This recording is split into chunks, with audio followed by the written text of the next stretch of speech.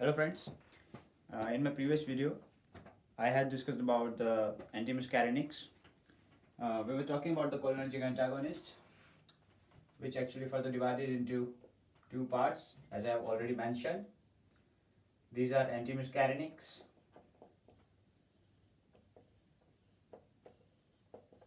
and antinicotinic.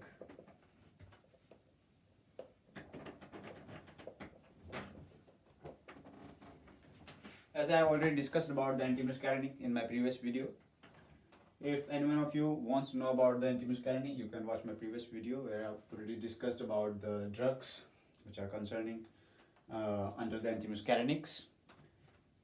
In this part, I will be talking about the antinicotinics. Antinicotinics,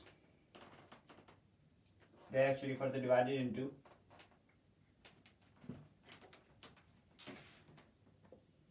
neuronal and neuromuscular. Now, neuronals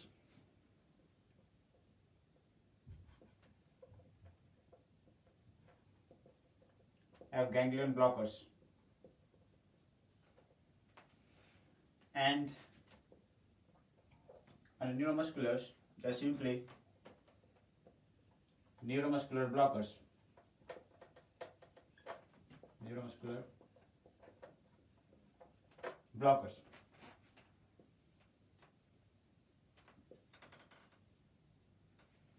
Now, ganglion blocker, a very famous drug named nicotine.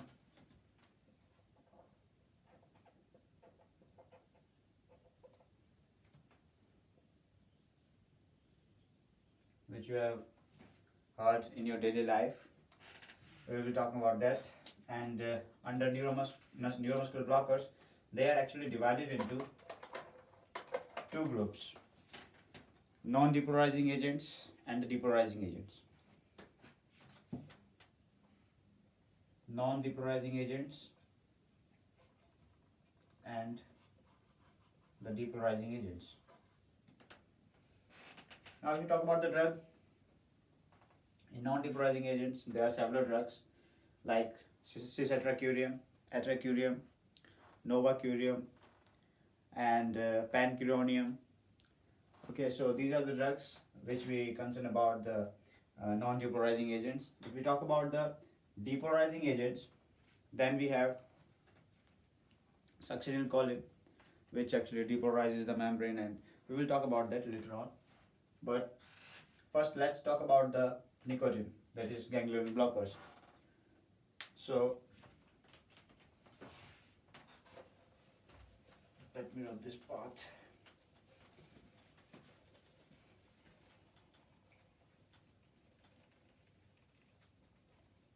If we talk about the ganglion blockers, how they work actually in our body.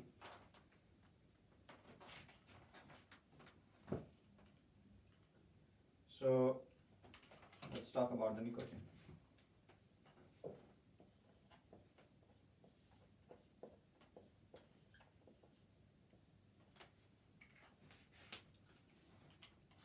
For example,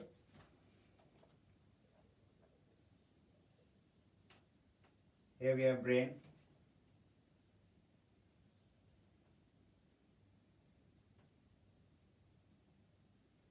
Here we have brain, for example, and for example, from here on, our ganglion comes up, and it's, for example, this is the pre-sympathetic ganglia or parasympathetic ganglia, and this is the postganglionic fibers. So actually, the ganglion blockers are working over these ganglions.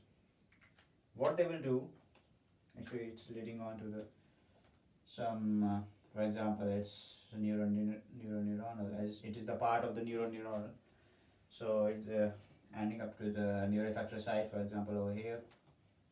So what they will do, what the ganglion blockers will do actually, they block the receptors over here. For example, it blocks over here.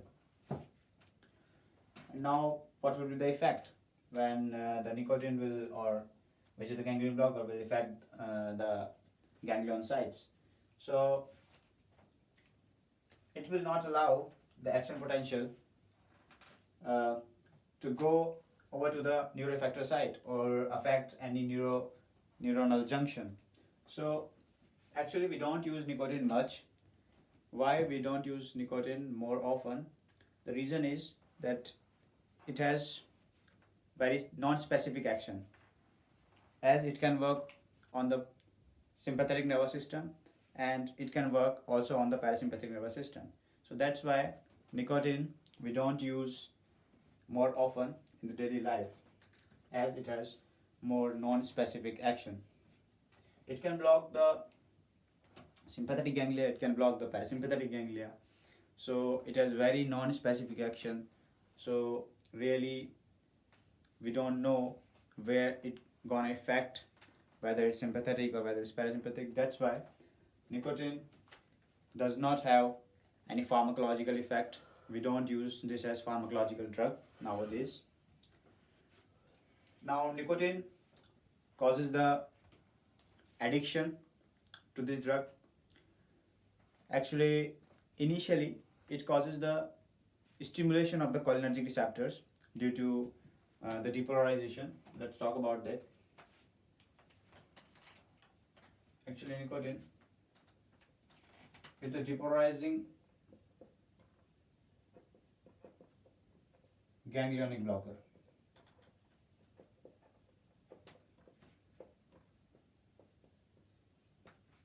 It is the depolarizing ganglionic blocker.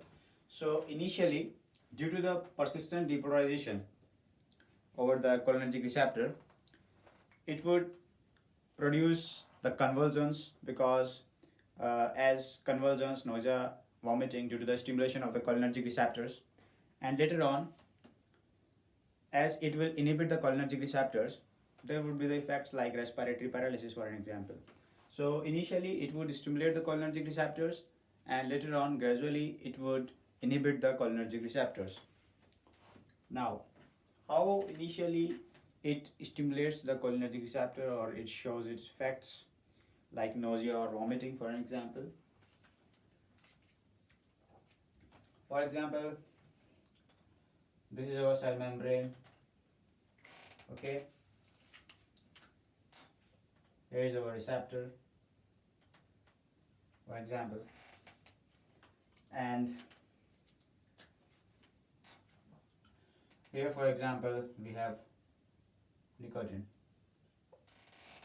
Okay, so firstly nicotine will bind over these sites, okay, and it will stimulate the cholinergic receptors. Now, due to depolarization, sodium will go inside. The sodium ions will go inside through these nicotinic channels.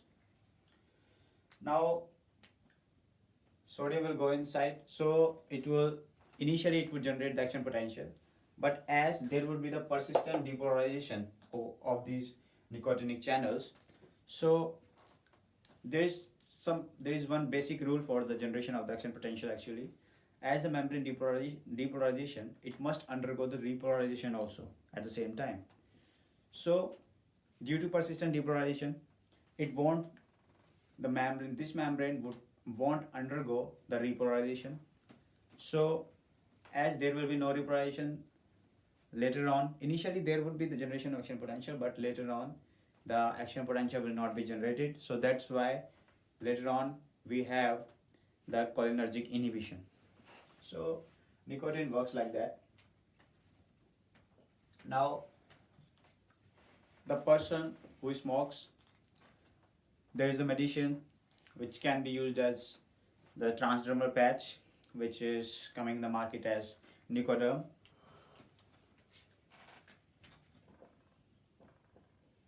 Nicodem is used as transdermal patch for quitting of the smoking. Otherwise, nicotine has no pharmacological effects. It is not given as pharmacological drug. So this was about the ganglion blockers, nicotine. Now let's talk about the neuromuscular blockers.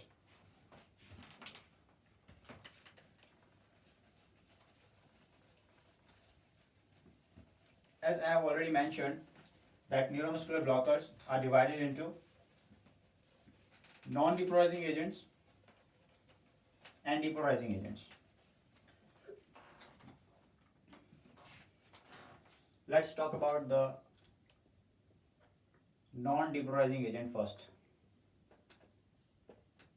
Non-depolarizing agent.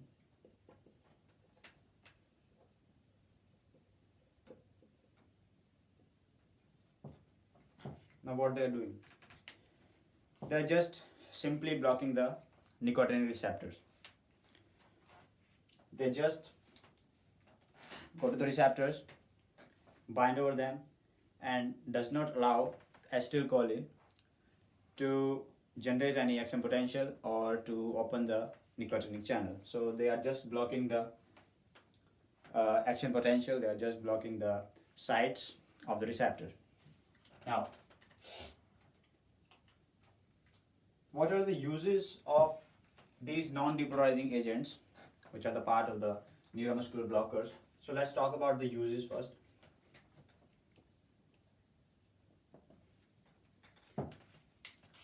It is used for the mechanical ventilation,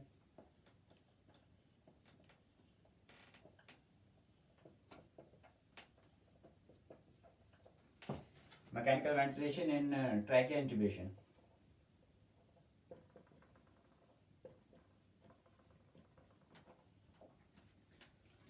Also, it used for the muscle relaxation, as this is the neuromuscular blocker, so it won't contract the muscle, it would relax the muscles.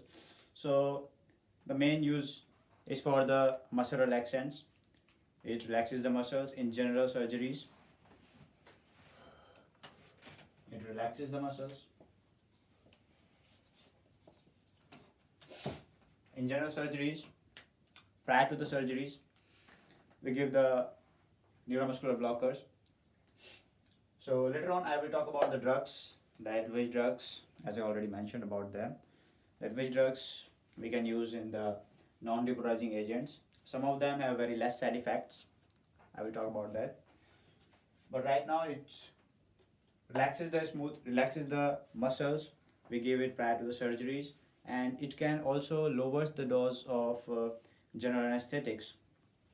So it can also lowers the dose of general anesthetics. Now, if we talk about the duration of action, usually it is very rapid. It's about less than 2 minutes. If we talk about the order, in which order it starts to paralyze the muscles. So usually it starts to paralyze those muscles which are smaller.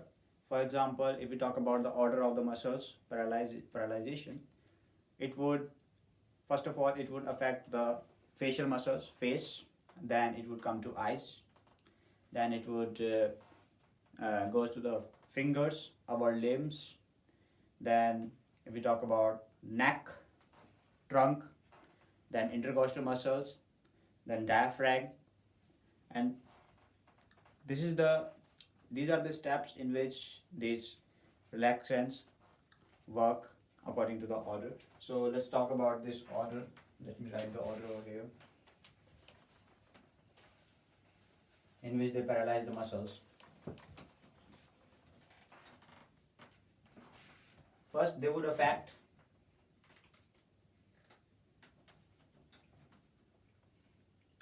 our facial muscles. Then it would come over the eyes. Then our fingers, limbs. Okay. Then our neck, trunk, then intercostal muscles, Okay, and then diaphragm.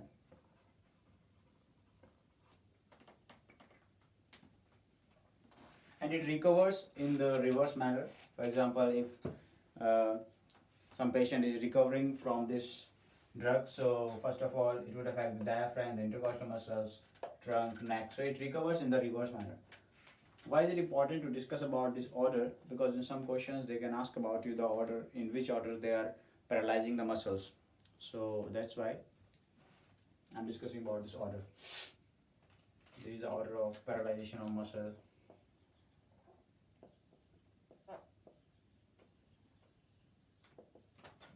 Paralyzing muscles. Now, if we talk about the onset of duration, generally, clinically, we measure the onset of duration from the starting of the administration of this drug to the 25% of the recovery of the body. Okay, so that's how we measure the onset of duration of this drug. Now this was about non-depolarizing agents. Now let's talk about the drugs which came under this category, which is non-depolarizing agents.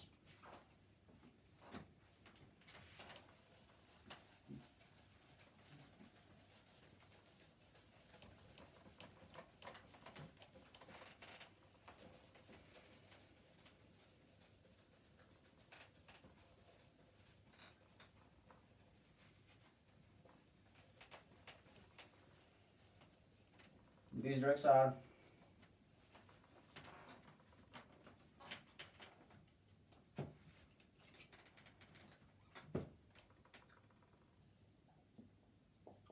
acetylcholine,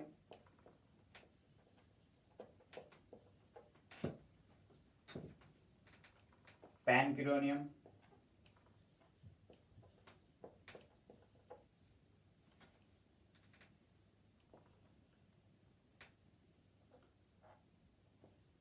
rovinium,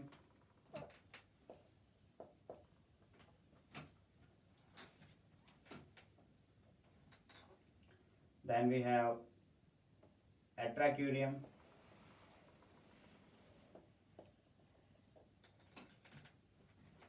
so these are the drugs that we use about under the non-depolarizing agents. Now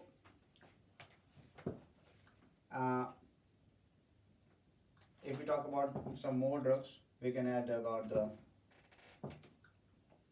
vocuronium. It's the roveronium. Now let's talk about the onset of duration of these drugs. These are, if we talk about the acetylcholine, it is 90 minutes. Pancuronium also about the 90 minutes. And these three drugs, they have onset duration about the 40 minutes.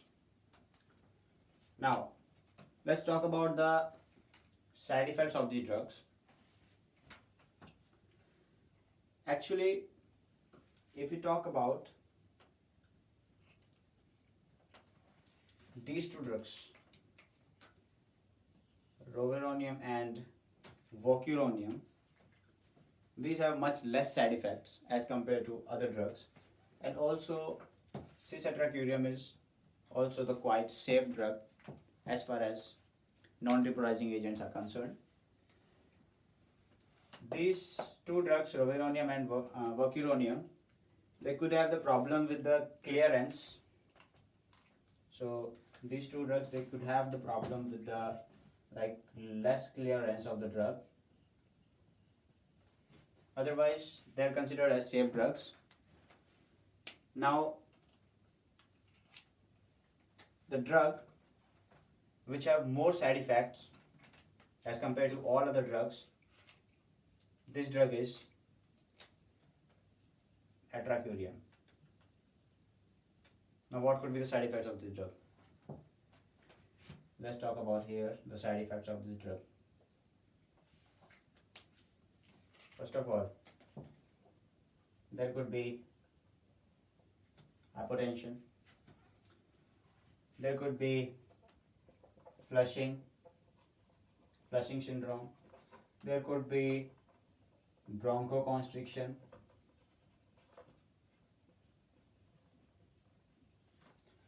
So these are some side effects which could be considered about the atracurium. Now, if we talk about the side effects of pancuronium, so it could have increased heart rate in some conditions, in some situations. Otherwise, it is also the safe drug. But atracurium is the more have the more side effects as compared to all other drugs. That's why atracurium is replaced by the cis-atracurium, because it's quite safe as compared to the atracurium. Also, one thing about the atracurium,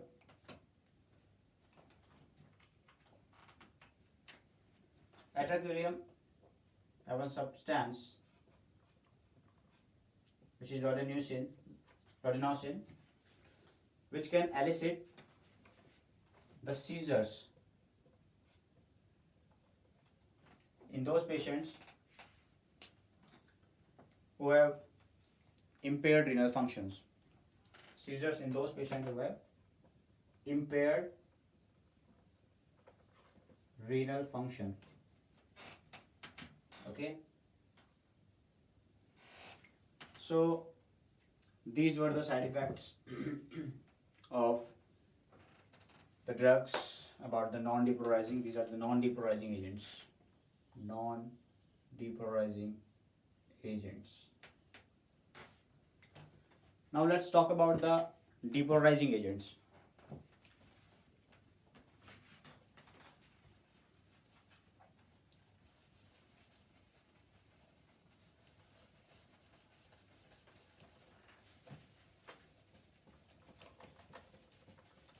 If we talk about the depolarizing agents, then there is one famous drug, that is acetylcholine. Now let's move on further and let's talk about this drug, acetylcholine.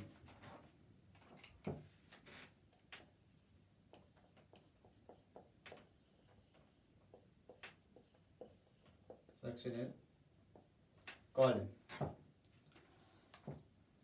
Actually, it is the depolarizing agent. First of all, we are talking about here the depolarizing agents. Depolarizing agent. The one famous drug is that is acetylcholine. Let me talk about the acetylcholine. Actually, it is the depolarizing agent. What it will do, it would also depolarizes the membrane, and it will cause the cholinergic stimulation initially, and later on it would cause the inhibition of the cholinergic system. Now let's talk about the mechanism. I will talk about the physiology of the mechanism, that how the muscle contracts, and then I will talk about the acetylcholine, that how it interferes with that mechanism. Okay. So now let me talk about the diagram. Let me draw the diagram. For example, this is the membrane, and this is our receptor, for example. Here is the hypothetical, very basic diagram. Now, for example, physiologically I am talking about here, acetylcholine will bind to this receptor, which will lead to influx of the sodium ions. Okay. Of course, there will be the efflux of the potassium ions too, but now I'm just focusing on the sodium ions. So there will be the influx of the sodium ions. There would be the generation of the action potential. Okay, there will be a generation of the action potential. The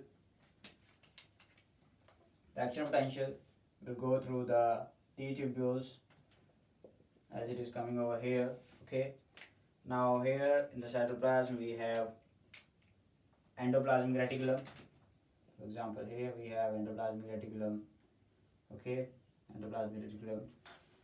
Now this action potential will cause the endoplasmic reticulum to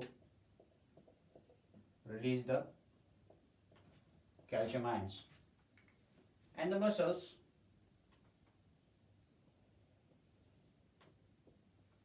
will contract. Now what is happening? Acetylcholine will bind to these nicotinic receptors. It will cause the influx of the sodium ions. Now due to the influx of the sodium ions, there will be the generation of the action potential. Along the T tubules, it would come over to the endoplasmic reticulum.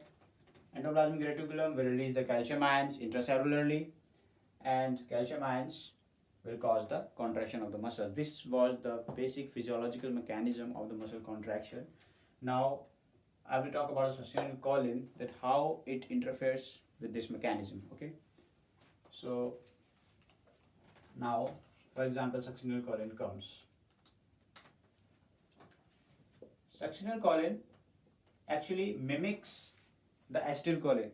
It would look like the acetylcholine, but it doesn't undergo the cleavage with pseudocholinesterases or the acetylcholinesterases. So unlike acetylcholine as we all know, it cleaved down by the acetylcholinesterase enzyme, but succinylcholine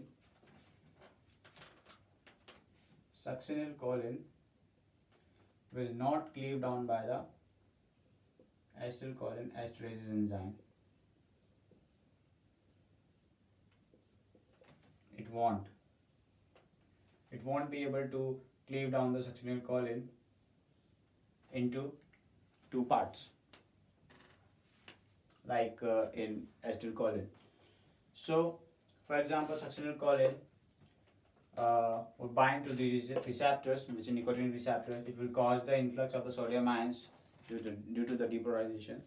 For some time initially, there would be the generation of the action potential, but as there would be no repolarization, so later on the action potential will not be able to generate because the membrane undergoes the absolute refractive period. That's why there would be no generation of the action potential, and eventually these sodium channels will close. Now this phase we called it as phase 1, in which there is the prolonged depolarization.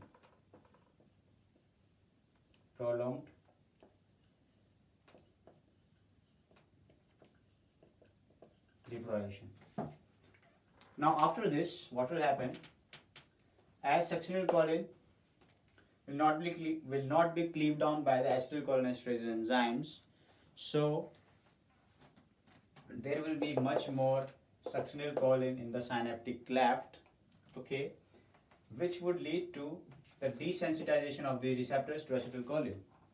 Now as there would be desensitization of these receptors to acetylcholine, so receptor won't be able to open, there will be no influx of the sodium ions, there will be no generation of the action potential, so it will blocks this process, means there will be no action potential, so there will be no calcium ions intracellular release, and there will be no release of the intracellular calcium ions, so there will be no muscle contraction. So that's how succinylcholine works as muscle relaxant. Now this phase is called as phase 2, in which we can term as desensitization of receptors.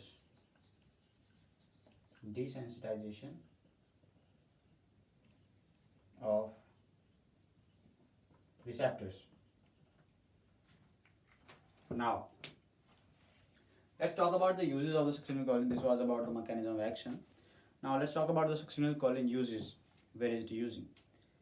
It can be used in emergency help, in mechanical ventilation, in trachea intubation. It can be used in surgeries for the muscle relaxants. It has quick onset of action. Now, it can relax the muscles when given intravenously. It can relax the muscles in 1 minute. And the effect lasts about 10 minutes. Why? Because these drugs, succinylcholine, is more rapidly distributed and more rapidly destroyed by the plasma pseudocholinesterase, for example, butyryl cholinesterases. So that's why they don't take much time in the plasma. So the effect lasts about somewhat like 10 minutes. Now,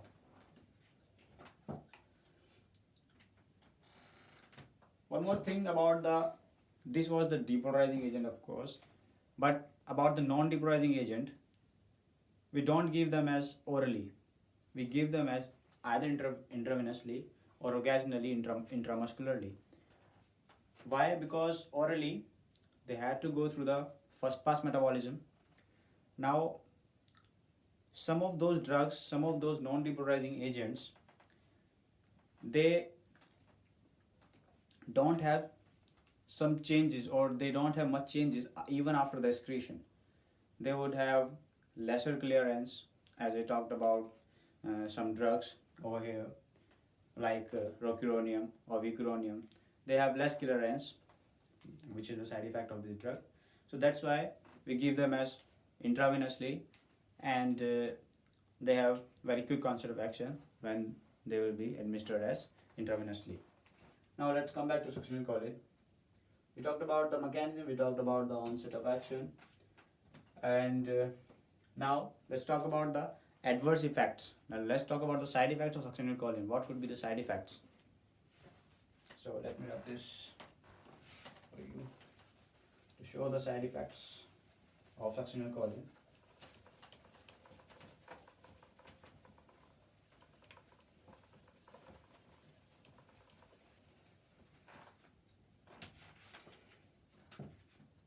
The first side effect of succinylcholine is it could increase the chances of apnea in those patients, particularly in which they have genetically the low amount of plasma pseudocholinesterases, because plasma pseudocholinesterases, for example butyryl cholinesterase, if genetically there is a lack of this enzyme in any kind of person or in patient, so the drug won't be cleaved down, or the drug won't be you can say destructed as much, so it can lead to the higher chances of the apnea in those patients, particularly who have genetically low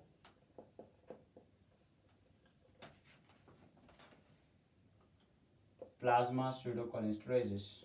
Plasma pseudocholinesterases.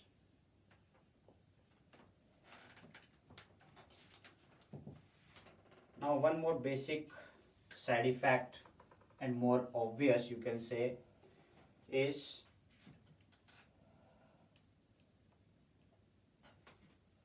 hyperkalemic condition. Now, this drug is not given in the patients who are hyperkalemic or the patients who have higher potassium levels in their blood. Why? Because as I told you about the succinylcholine, it causes the prolonged depolarization because it is the depolarizing agent. As it causes the prolonged depolarization, there will be more influx of sodium ions initially. So that's why there will be more influx of the sodium ions, there will be the more efflux of the potassium ions extracellularly. So that's why potassium is going into the blood. Now those patients or those persons who have low potassium ions in their blood, there won't be much problem.